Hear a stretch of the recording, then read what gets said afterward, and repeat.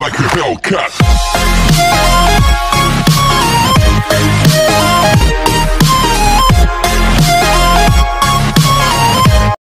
नमस्कार student, welcome to Londhe OAC YouTube channel. आज आपण class 10 science part 1 Marathi medium first chapter गुरुत्वाकर्षण पाहणार आहोत। टॉपिक सुरू करायचा आधी जर चॅनलवर नवीन असाल तर चॅनलला लाईक करा, सबस्क्राइब करा, बेल आयकॉनवर क्लिक करा। ज्यांनी सबस्क्राइब केले खूप खूप धन्यवाद। तर आज आपण गुरुत्वाकर्षण मध्ये सगळ्यात पहिल्यांदा काय पाहणार आहोत की गुरुत्वाकर्षण धडा सुरू करायचा आधी सगळ्यात पहिल्यांदा आपल्याला काही प्रश्न विचारलेले आहेत आणि त्या प्रश्नामध्ये आपण 9th मध्ये काय शिकलो आपल्याला आधी हे विचारलं जातं। ठीक आहे, तर आपण क्वेश्चनचे आन्सर सुरू करायच्या आधी आपण पाहून घेऊ यामध्ये किती टॉपिक आहेत। तर यामध्ये पहिला टॉपिक आहे गुरुत्वाकर्षण, दुसरा आहे केपलरचे नियम, तिसरा आहे पृथ्वीचे गुरुत्वीकरण, त्याच्यानंतर आहे मुक्तिवेग, वर्तुळाकार गती व अभिकेंद्रीय बल, न्यूटन वैश्विक गुरुत्वाकर्षणाचे सिद्धांत, मुक्त पतन, असे हे जे टोटल आपल्याला 6-7 पॉइंट दिसतात। यामध्ये आपण आज पहिला टॉपिक शिकणार आहोत ते म्हणजे गुरुत्वाकर्षण। आता मला सांगा गुरुत्वाकर्षण म्हणजे नक्की काय? तर सगळेजण हाच उत्तर देणार तुम्ही की गुरुत्वाकर्षण जे पृथ्वीच्या आतमध्ये जे गुरुत्वाकर्षण बल आहे त्या बलाने पृथ्वी इतर प्रत्येक वस्तूला काय करते, आपल्याकडे आकर्षित करते। ठीक आहे, एवढं तर तुम्हाला माहित असेल। थोडे आठवामध्ये पहिला प्रश्न विचारलाय की एखाद्या वस्तूवर बल लावलेस की काय परिणाम घडून येतो। तर तुम्ही विचार करा, जर समजा एखादी वस्तू आहे त्याच्यावर तुम्ही बल लावलं तर नक्की काय काय होऊ शकतो। तर सगळ्यात पहिल्यांदा काय होणार, एखाद्या वस्तूवर बल लावलं तर त्याची जागा बदलू शकते। ठीक आहे, दुसरा काय होणार की त्याचा आकार बदलू शकतो। फॉर एक्झाम्पल समजा तुम्ही एखादा असं बलून घेतलाय बरोबर, त्याच्यावर तुम्ही एक बल लावता तर त्याचे जे गोल आकार आहे त्याचा तो आकार थोडंसं काय होणार, त्याचे शेप एक बदलणार। ठीक आहे, आणि त्याच्यानंतर काय होणार, आपण कोणत्या बाजूने आणि कोणत्या दिशेने बल लावतो ती वस्तू त्या दिशेमध्ये गतिमान होणार। ह्या सगळ्या गोष्टी घडू शकतात। दुसरा प्रश्न विचारलाय तुम्हाला बलाचे कोणकोणते प्रकार माहित आहे। तर ऑब्वियसली आपण 9th मध्ये शिकलो कोणकोणते बल, जसं नॉर्मल आठवायचं झालं तर गुरुत्वाकर्षण बल आहे, घर्षण बल आहे, चुंबक बल आहे। ठीक आहे, त्याच्यानंतर विद्युतस्थिती बल आहे। ठीक आहे, असे खूप सारे बलाचे प्रकार आहेत। तिसरा प्रश्न आपल्याला काय विचारले, गुरुत्वाकर्षण बल विषयी तुम्हाला काय माहिती आहे। हे मी धडा सुरू करायच्या आधी मी तुम्हाला सांगितलं गुरुत्वाकर्षण बल नक्की काय आहे याबद्दल तुम्हाला काय माहिती आहे। जर सांगायचं झालं तर काय सांगायचं आपण, पृथ्वी जे बल प्रयुक्त करून पदार्थाला स्वतःकडे आकर्षित करते त्याच बलास आपण गुरुत्वाकर्षण बल असे म्हणतो। टेन्शन घेऊ नका, या प्रश्नाचे उत्तर व्हिडिओ चालू असेल तर तुम्हाला येईल, तुम्ही या प्रश्नाचे उत्तर लिहून घ्या। तर हे झालं आपलं थोडंसं आठवायचं पार्ट्स। तर आता आपण धडा सुरू करूया। बघा काय आहे, गुरुत्वाकर्षण बल हे एक वैश्विक बल असून ते केवळ पृथ्वीवरील 2 वस्तूंमध्ये नव्हे तर कोणत्याही 2 खगोलीय वस्तूंमध्येही प्रयुक्त होते। त्याचा अर्थ असा आहे की गुरुत्वाकर्षण बल हे फक्त पृथ्वीवरील वस्तूंमध्ये नव्हे तर खगोलीय वस्तूंमध्येही प्रयुक्त होतात। जसं फॉर एक्झाम्पल जसं आपण म्हणतो का नाही की जसं समजा असे काही ग्रह आहेत बरोबर आहे, की ग्रहांवर पण गुरुत्वाकर्षण बल अप्लाय होतो। असं नाही की तिथं ते उंचवर आहे तर तिथं अप्लाय होत नसेल, असं नाही आहे, तिथंही अप्लाय होतं। फक्त एवढंच आहे की जो एक ग्रहांचा जो एक मास आहे म्हणजे जे एक वस्तुमान आहे आणि जे गुरुत्वाकर्षणाचा आकर्षित करण्याची जो एक क्षमता आहे त्याच्यासमोर ते म्हणजे खूप कमी आहे, म्हणून ते पृथ्वीवर येऊन पडत नाही, फक्त ते काय करतात, ते अवतीभोवती फिरत राहतात। हे आपण मागील इत्येमध्ये पाहिलेच आहे। या बलाचा शोध कसा लागला हे आज आपण जाणून घेऊया। तुम्हालाही माहिती आहे गुरुत्वाकर्षण बल हे नक्की काय आहे, ह्याचा शोध आपल्यालाही माहिती आहे, सर आयझॅक न्यूटन यांनी लावला होता। तर बघूया, लेट्स मूव्ह। गुरुत्वाकर्षण कोणतं टॉपिक बघा जरा काय, गुरुत्वाकर्षणाचा शोध सर आयझॅक न्यूटन यांनी लावला हेही तुम्हाला माहिती आहे। असे म्हणतात की झाडावरून खाली पडत असलेल्या सफरचंद पाहिल्यामुळे त्यांना हा शोध लागला। त्यांना प्रश्न पडला की सर्व सफरचंदे क्षितिज लंब दिशेने सरळ खालीच का पडतात, तिरकी का पडत नाही किंवा क्षितिज समान रेषेत का जात नाही। हा प्रश्न तुमचं पण मनात आला जसं त्यांचं मनात आलं होतं, बरोबर आहे का नाही। आता या प्रश्नाचे सरळ एक उत्तर आहे, जसं तुम्हालाही माहिती गुरुत्वाकर्षण बल कुठनं अप्लाय होतं, पृथ्वीतून। ठीक आहे, पण जेव्हा समजा ते सफरचंद खाली पडला तर ते असं म्हणतात ते तिरकं का पडलं नाही, सरळ खालीच का पडला? त्याचे सोपं एक उत्तर आहे की पृथ्वी जी गुरुत्वाकर्षण बलाने एखाद्या वस्तूला आपल्याकडे जी आकर्षित करते आणि जी वस्तू खाली पडते त्याचं नक्की कारण आहे की पृथ्वीचा जो फोर्स असतो, जो बल असतो तो त्याच्या केंद्राकडे असतो, म्हणजे त्याच्या सेंटरमध्ये असतो, म्हणून एखादी वस्तू सरळ खाली पडते. ठीक आहे. त्याच्यानंतर काय आहे बघा, बऱ्याच विचारानंतर त्यांनी निष्कर्ष काढला की पृथ्वी सफरचंदाला स्वतःकडे आकर्षित करीत असले व आकर्षण बलाची दिशा पृथ्वीच्या केंद्राकडे असेल. बघा जे मी आता सांगितलं तुम्हाला, झाडावरील सफरचंदापासून पृथ्वीच्या केंद्राकडे जाणारी दिशा ही कशी आहे? क्षितिज लंब दिशेने आहे, म्हणून सफरचंद झाडावरून क्षितिज लंब दिशेने खाली पडतो. समजलं? तो का तिरका पडला नाही, का तो दुसरी बाजूला तिरकं पडला नाही का? तर त्याचे एक पहिला उत्तर की पृथ्वीचं जो एक गुरुत्वाकर्षण बल आहे तो कुठं आहे? त्याच्या केंद्राकडे आहे, त्या दिशेमध्ये आहे. त्याच्यानंतर बघा आपल्याला काय दाखवलंय, आकृती 1.1 मध्ये आपल्याला काय दाखवलंय, चंद्र, गुरुत्वीय बल, खाली पडणारे सफरचंद आणि पृथ्वी. म्हणजे इथं असं दाखवायचा प्रयत्न केलाय की पृथ्वीकडून जे गुरुत्वाकर्षण बल सफरचंदला आकर्षित करतो ते दाखवलेलं आहे. त्याच्यानंतर चंद्रावरही गुरुत्वीय बल अप्लाय होतो, म्हणजे तिथंही चंद्राला तो आकर्षित करतो असं दाखवलंय. पण जे आकृतीमध्ये जो त्यांचं एक म्हणतात अंतर दाखवलेलं आहे ते अंतर म्हणतात न मोजता एक प्रमाणानुसार दाखवलेले आहे, पण तेवढं अंतर नसतं गुरुत्वीय बलमध्ये आणि त्यामध्ये खूप अंतर असतो. ठीक आहे. तर पाहूया आपल्याला काय सांगितलं. आकृती 1.1 मध्ये पृथ्वीवरील एक सफरचंदाचे झाड दाखवले आहेत. सफरचंदावरील बल पृथ्वीच्या केंद्राच्या दिशेने असते असंही दाखवले. दिसते तुम्हाला इथं?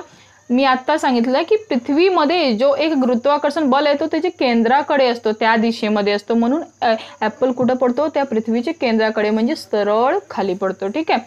पुढे बघा काय दाखवलेलं आहे असते, म्हणजे सफरचंदाच्या स्थानापासून पृथ्वीच्या पृष्ठभागाला लंब असते. आकृतीत चंद्र व पृथ्वी यामधील गुरुत्वाकर्षण बल दाखवलेला आहे. तर चंद्र आणि पृथ्वी जे एक अंतर दाखवलेलं आहे, पुढे काय लिहिलंय बघा, आकृतीतील अंतरे प्रमाणानुसार दाखवलेली नाहीत, फक्त एक आकृती म्हणून तुम्हाला दाखवलेला आहे की तुम्हाला हे समजण्यासाठी की चंद्रावरही गुरुत्वीय बल अप्लाय होतो, म्हणजे तिथंही ते त्याला आकर्षित करतो. न्यूटनने विचार केला की जर का हे बल वेगवेगळ्या उंचीवर असलेल्या सफरचंदावर प्रयुक्त होत असेल तर ते सफरचंदाहून बराच अधिक उंचीवर पृथ्वीपासून खूप दूरवर असलेला चंद्रासारख्या वस्तूवरही प्रयुक्त होत असेल का? तर तुमच्या मनात पण हा प्रश्न आला तर त्या प्रश्नाचे उत्तर आहे हो, चंद्रावरही गुरुत्वीय बल म्हणजे गुरुत्वाकर्षण बल तिथंही आकर्षित त्याला करतो. तसेच सूर्य, ग्रह असं चंद्राहून अधिक दूरवरच्या खगोली वस्तूवरही प्रयुक्त होत असेल का? तर सगळ्याचं उत्तर आहे की तिथंही गुरुत्वाकर्षण जे बल आहे तिथंही आकर्षित करतो. फक्त आपल्या मनात एकच प्रश्न पडतो की मग ते खाली का पडत नाही सफरचंदाप्रमाणे? तर मी तुमचं हे जो मनातलं एक म्हणतात ना एक क्युरिसिटी म्हणजे एक जिज्ञासा आहे ते मी आज क्लिअर करते. बघा इथं पृथ्वीचं वस्तुमान आणि ॲपलचं वस्तुमान जास्त कोणाचं असणार सांगा? पृथ्वीचं वस्तुमान. असं नाहीये, आपण शिकलोय की दोन वस्तूमध्येही गुरुत्वाकर्षण बल असते आणि ते एकमेकांना आपल्याकडे आकर्षित करतात, हेही आपण शिकलोय 9th मध्ये.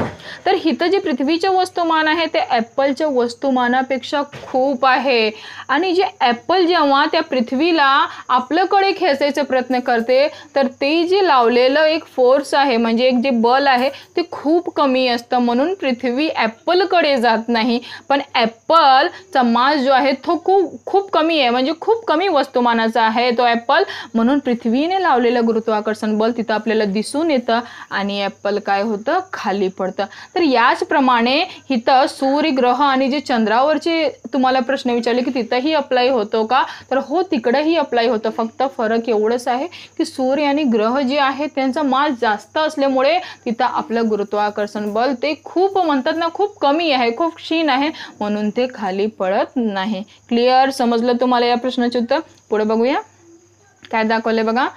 त्याच्यानंतर एक दुसरं पॉइंट आहे बल व गती, फोर्स अँड मोशन. ठीक आहे. बघा, एखाद्या वस्तूच्या वेगाच्या परिणामात किंवा गतीच्या दिशेत बदल घडून आणण्यासाठी त्यावर बल प्रयुक्त होणे आवश्यक असते, हे आपण पाहिलं आहे. म्हणजे एखाद्या वस्तूला जर आपल्याला गतिमान करायचे असेल एखाद्या दिशेमध्ये किंवा त्याच्यावर आपल्याला म्हणतात ना एखादा त्याचा आकार बदलायचा असेल तर त्यावर आपल्याला काय लावावं लागतं? काय प्रयुक्त करावं लागतं? बल प्रयुक्त करावं लागतं. ठीक आहे. त्याच्यानंतर परत तुम्हाला एक क्वेश्चन विचारले, काय विचारले बघा, थोडे आठवा. न्यूटनचे गतीविषयक असणारे 3 नियम कोणते? न्यूटनचे 3 नियम होते, त्या नियमावर सगळं म्हणतात ना हा चॅप्टर नियम आधारित आहे। बघा न्यूटनचा पहिला नियम ते असं सांगतात की न्यूटन असं म्हणतात की एखादी वस्तू जोपर्यंत त्याच्यावर बाह्य असंतुलित बल लागत नाही तोपर्यंत तिच्या विरामावस्थेमध्ये असतो। त्याचा अर्थ असा आहे की आता तुम्ही म्हणणार की बाह्य असंतुलित बल म्हणजे काय? समजा असंतुलित बल म्हणजे तसा बल जसं समजा की तुमच्या हातात एक बॉल आहे आणि एक बॉल तुमच्या भाऊच्या किंवा बहिणीच्या हातात आहे, बरोबर आहे। त्या बॉलला तुम्ही पूर्णपणे त्याला फोर्स लावता तर तुमचा फोर्स जास्त असेल किंवा तुमच्या लहान भावाने लावलेला फोर्स जास्त असेल तर तुम्ही म्हणणार नाही माझा फोर्स जास्त असेल का?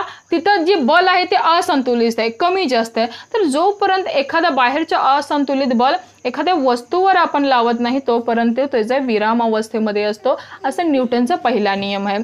दुसरे नियम मध्ये असं सांगतात की संवेग परिवर्तनाचे जे दर आहे ते आपल्या बलाशी समानुपाती आहे। त्याचा अर्थ असा होतो की जसं समजा की आपण जे बल लावतो आणि जे आपण किती बल लावले आणि आपण कोणत्या दिशेमध्ये लावले तर ती वस्तू किंवा ते एखादी व्यक्ती त्याच संवेगमध्ये म्हणतात ना त्याच संवेगमध्ये परिवर्तन होत राहतात। त्याच्यानंतर ते तिसरा नियम असंही सांगतात की एखाद्या वस्तूवर जर समजा आपण बल लावतो तर आपण ज्या दिशेमध्ये बल लावतो तो त्या दिशेमध्ये तर आपण त्याला जोरात म्हणजे बल लावतो, पण जेव्हा त्याची जो आपल्याला प्रतिक्रिया दिसते ते नेहमी विरुद्ध दिसते, असं त्यांनी तिसरे नियम मध्ये सांगितलं। फॉर एक्झाम्पल सांगायचं झालं तर समजा एखादं तुमच्या हातात स्प्रिंग आहे, पाहिलं असेल ना लहानपणी छोटे छोटे स्प्रिंग, ते स्प्रिंग जर समजा तुम्ही जोरात दाबताय बरोबर आहे आणि त्याला सोडून दिला तर ते लगेच वर उडून जातं। तुम्ही कोणत्या दिशेने दाबलं त्याला? खालच्या दिशेने त्याला बल लावलं, पण जसं तुम्ही ते स्प्रिंग सोडून दिलं तसं ते काय झालं? वरच्या दिशेने विरुद्ध दिशेने काय गेलं? वर गेलं। ठीक आहे, समजलं न्यूटनच्या गतीविषयी असणारे 3 नियम कोणते आहे? तर आपण हा व्हिडिओ चालू असेल ना त्याच वेळी न्यूटनच्या गतीविषयी असणारे जे 3 नियम आहेत ते 3 नियम तुम्ही लिहून घ्या व्हिडिओ चालू असताना, आणि हे 3 नियम तुम्हाला पाठ करायचे आहेत, ते खूप महत्त्वाचे आहेत। तर आज आपण पेज नंबर परत 2 वर पाहणार आहोत। बघा जरा पेज नंबर 2 वर सर आयझॅक न्यूटन बद्दल आपल्याला थोडीशी माहिती दिलेली आहे। बघा काय आहे? सर आयझॅक न्यूटन 1642-1727 आधुनिक काळातील अग्रणी शास्त्रज्ञ मानले जातात। असं म्हणतात की ते त्या काळातील खूप एक ब्रिलियंट सायंटिस्ट होते। त्यांचा जन्म इंग्लंडमध्ये झाला होता। त्यांनी गतीचे नियम, गतीचे समीकरण व गुरुत्वाकर्षणाचे सिद्धांत आपल्याला समजून दिलं। म्हणजे त्यांनी असं नाही की फक्त गुरुत्वाकर्षण बल आपल्याला सांगितलं की नक्की काय आहे, त्यांनी आपल्याला गतीचे समीकरण पण सांगितलं, ते आपण पुढे शिकणार आहोत। त्यानंतर त्यांनी आपल्याला गतीचे समीकरणही सांगितलं, तेही आपण पुढे या सगळ्या गोष्टी त्यांनी आपल्याला सांगितलं। त्याच्यानंतर त्यांनी या सगळ्या गोष्टी प्रिन्सिपिया नामक कोणत्या प्रिन्सिपिया नामक पुस्तकमध्ये त्यांनी हे मांडलं होतं। तर हे जे पॉइंट आहेत का नाही हे तुम्ही काय करा लिहून घ्या का, तर हे रिकामे जागेमध्ये विचारले जातात की ह्या सगळ्या सिद्धांत कोणत्या पुस्तकात मांडलं होतं, तर ते प्रिन्सिपिया नामक पुस्तकामध्ये मांडलं होतं। त्याआधी केप्लरने ग्रहांच्या कक्षांचे वर्णन करताना 3 नियम मांडले होते। त्याआधी म्हणजे कोणाच्या आधी? सर आयझॅक न्यूटनच्या आधी केप्लरने ग्रहांचे कक्षांचे वर्णन म्हणजे नक्की काय, केप्लरचे असे 3 नियम आहे की ग्रह नक्की कसं परिभ्रमण करतात त्यावर त्यांनी 3 नियम सांगितले होते सर आयझॅक न्यूटनच्या आधी। परंतु ग्रह या नियमाप्रमाणे भ्रमण का करतात यामागील कारण काहीच जाण नव्हते। म्हणजे त्यांनी नियम तर काढले की ग्रह नक्की कसं फिरतात, कसं परिभ्रमण करतात, पण ग्रह नक्की त्याच नियमाचं पालन का करतात हे कोणालाच माहिती नव्हतं। मग त्याच्यानंतर केप्लरचे जे वर्णन केलेले 3 नियम होते त्यांची मदत घेऊन न्यूटनने गुरुत्वाकर्षणाचे सिद्धांत वापरून हे नियम त्यांनी गणितीय पद्धतीमध्ये सिद्ध केले की नक्की ग्रह त्याच नियमाचे पालन का करतात, जे आपण पुढे शिकणार आहोत। केप्लरचा पहिला नियम, दुसरा नियम, तिसरा नियम जे खूप इम्पॉर्टंट आहे, एक्झाममध्ये विचारले जातात, हे आपण पाठ पण करून घेणार। पण नेक्स्ट पेजवर पुढे बघा काय आहे? न्यूटनने प्रकाश, ध्वनी, उष्णता व गणित या क्षेत्रांमध्येही उल्लेखनीय कार्य केले। त्यांनी एकच रिसर्च नव्हे तर त्यांनी असे खूप सारे रिसर्च केले। त्यांनी गणितीच्या एका नवीन शाखेचा शोध लावला, त्याचं नाव म्हणजे कॅल्क्युलस होता। या नावाने ओळखल्या जाणाऱ्या या शाखेचा गणितात व भौतिक शास्त्रातही मोठ्या प्रमाणात उपयोग केला जातो। न्यूटन हे परावर्तक दुर्बीण तयार करणारे पहिले असं म्हणतात की ते सायंटिस्ट होते। त्यांनी पहिल्यांदा परावर्तक दुर्बीण तयार केला होता। मग समजलं तुम्हाला त्यांनी नक्की कोणकोणते रिसर्च केले? आणि कोणत्या पुस्तकात मांडलं आणि नक्की त्याने गणितात पहिली शाखा ओळखल्या जाणारी जी होती कॅल्क्युलस नाव आहे, सगळ्यात तुम्हाला रिकाम्या जागेमध्ये विचारलं. आपल्याला असं वाटतं की काय त्यांचा परिचय बघणं हे खूप महत्त्वाचे, त्यामधूनही हल्ली रिकाम्या जागी विचारले जातात. ठीक आहे. त्याच्यानंतर आपल्याला नेक्स्ट विचारले वर्तुळाकार गती.